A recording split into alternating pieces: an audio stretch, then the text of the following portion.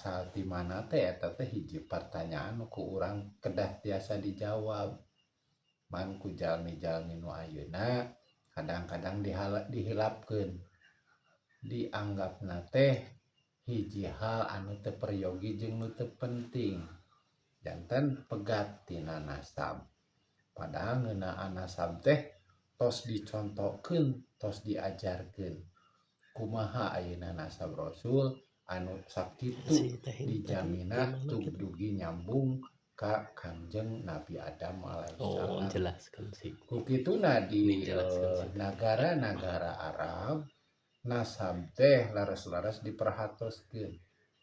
Tah urang ayeuna anu umaku khususna nu aya di tanah Sunda ayeuna disebatna kitu nya. Urang diajar merhatoskeun kana nasab urang. Kanggo naon sanes kanggo sombong.